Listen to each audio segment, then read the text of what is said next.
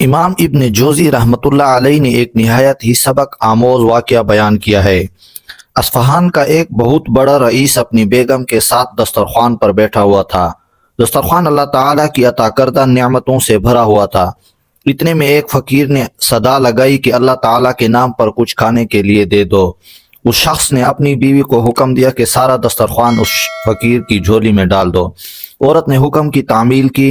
جس وقت اس نے اس فقیر کا چہرہ دیکھا تو دھاڑیں مار کر رونے لگی۔ اس کے شوہر نے اس سے پوچھا، آپ کو ہوا کیا ہے؟ اس نے بتایا کہ جو شخص فقیر بن کر ہمارے گھر پر دستک دے رہا تھا وہ چند سال پہلے اس شہر کا سب سے بڑا مالدار اور ہماری اس کوٹھی کا مالک اور میرا سابق شوہر تھا۔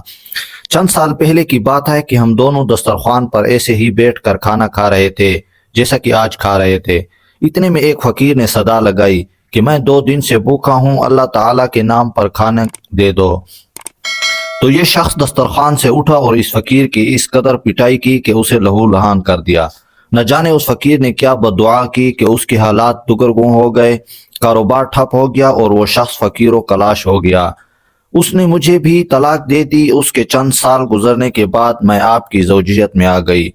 شوہر بیوی کی یہ باتیں سن کر کہنے لگا، کیا میں آپ کو اس سے زیادہ تعجب خیز بات بتاؤں؟ اس نے کہا، ضرور بتائیں۔ شوہر کہنے لگا، جس فقیر کی آپ کے سابق شوہر نے پٹائی کی تھی وہ کوئی دوسرا نہیں بلکہ میں ہی تھا۔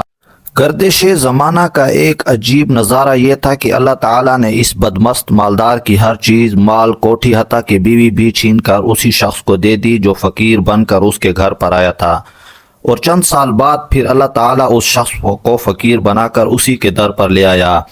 امید ہے ویڈیو آپ دوستوں کو ضرور پسند آئی ہوگی۔ مزید اسلامی واقعات، احادیث اور اسلامی تاریخی قصے کہانیوں کے لیے ہمارے چینل کو ضرور سبسکرائب کر لیں۔ اللہ تعالیٰ کی حفظ و امان میں رہیں۔ شکریہ۔